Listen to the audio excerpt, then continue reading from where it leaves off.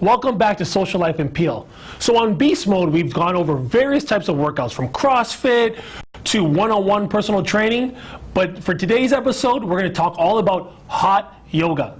And joining me here today is the beautiful Paras and her client, Andres Villar. Thank you guys for doing this. Thank you guys for joining us. So Thanks for having us. Let's get right into it. What is Moksha Hot Yoga?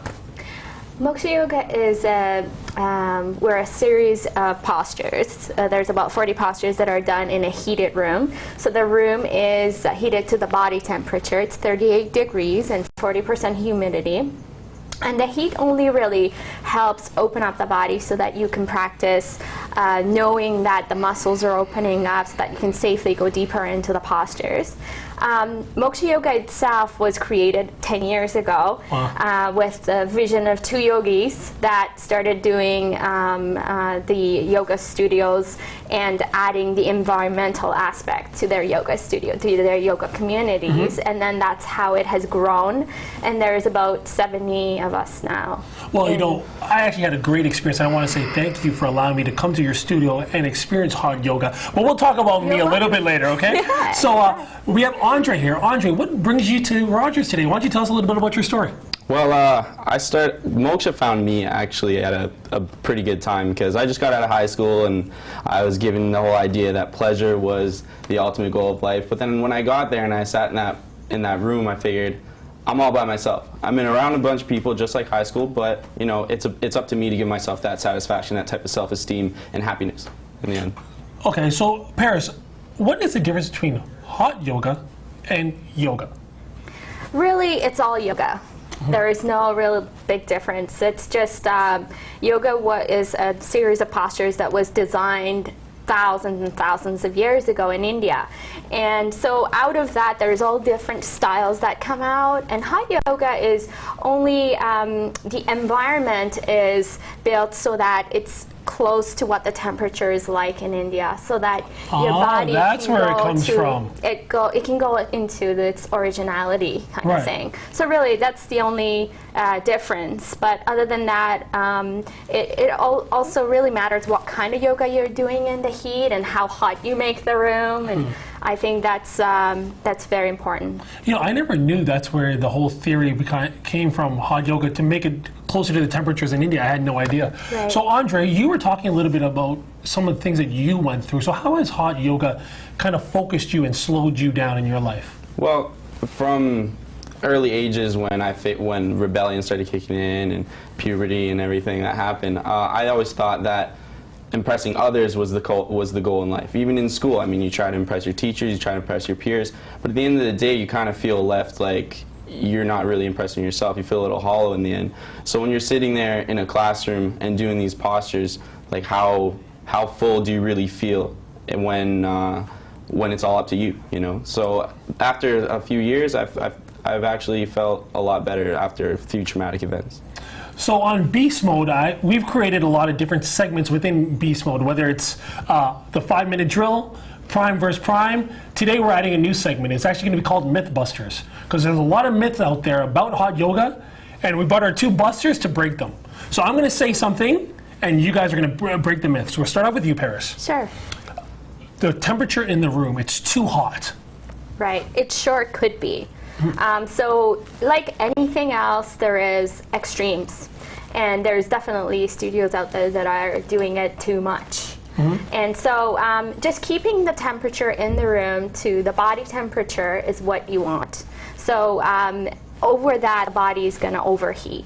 But definitely keeping it to the body temperature and with keeping the postures really gentle is the way to go for hot yoga. Andre, overstretching.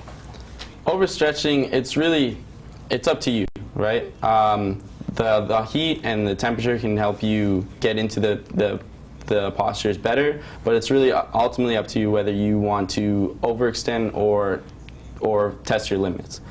Paras, would you like to touch on overstretching a little bit? Sure. It's definitely what happens is as you do more yoga, you learn more about your own body, your own limits, what's good for you and what's not. So at the beginning, I would say there is a chance that you might overstretch yourself, but as you learn more, you'll learn where to stop. So yoga we see is really it's marketed and geared toward women only. I was very surprised that in your studio how much men there were, including Andre. So, Andre, why don't you talk a little bit about that myth of yoga's only for women? Well, it's definitely marketed towards women because the turnout allows women to come more, because weightlifting is typically for men or marketed towards men. So once men see other men are in there, they're drawn more towards the studio, just like more women will be drawn towards the gym once they see more women in the environment. Paras, how about how some of the men that have come to your studio, how have they transformed, whether they're not comfortable in the beginning to becoming comfortable? It's absolutely like that. It's we've had so many great men practicing at our studio.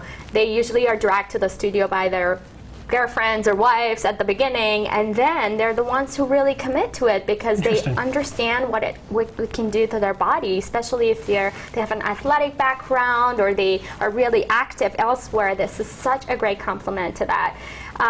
Just giving an example, we had the Brampton hockey players, the Brampton Battalions, practicing at our studio for 2 years, and their injuries dropped dramatically. They came and practiced before every game, and their coach was very happy with the results. Well, you know, so that's all changing. So that was a great segue into myself. So I had the chance to go and do some hot yoga.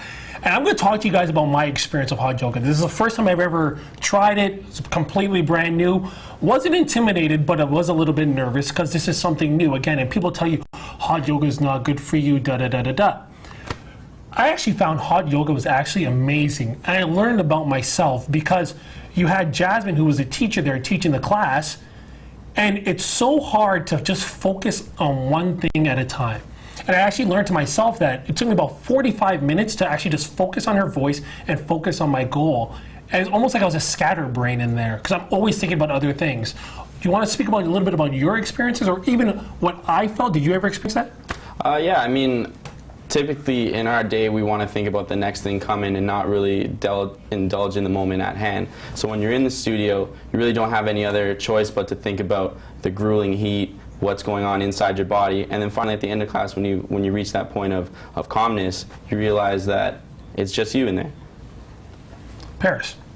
Yeah, absolutely. That's one of the biggest things that you recognize. I'm really proud of you for recognizing that. Because we always do that in our busy world. We're multitasking and we're eating while driving and we're doing all this. We never have time for anything. No, it's crazy, yeah, it's right? nuts. It's like, whoa, stop. And do one thing really well. And so when you concentrate on your yoga practice, when you have no other option when you're on your mat, and you're doing your yoga practice, and the room is heated, to breathe. You have no other option. And when you connect with your breath, something bigger opens up, and then you realize actually what's happening at that very moment. And that is what you found out. Totally. And so it's not that your mind was busy there, it's that the mind is always busy, but you were able to see it. You were able to recognize it. It took me about 45 minutes, but sometimes what happens is, like even in my everyday life, like I'll be talking to you, but I'm already thinking, what's the next question, where I'm actually not in that moment with you right here, right now. So that was a great experience with me. Real quickly, before we wrap up, I did want to get to one more question. So how do you work out without using weights and still get a good workout in? Well, gravity does a pretty good job in its own. So, I mean, push-ups to chin-ups and to any type of aerobics is really a good workout. And when you're working with a team, I mean, you don't have weights for the whole team, so you do with what you have to do. There's even programs right now called the prison programs because obviously they don't have weights inside they don't have the weights to use, so they use their bodies. Paras. Absolutely. You understand what the muscles can do for you. The muscles and the bones of the body and the different layers of tissue in your body is everything you need. Well, I'll tell you this. After this morning when I woke up, I didn't realize I had so many different body parts that were sore. Thank you guys very much for doing this. Thank you. That's our show for this week. We'll see you guys next time on Social Life in Peel. So anyways.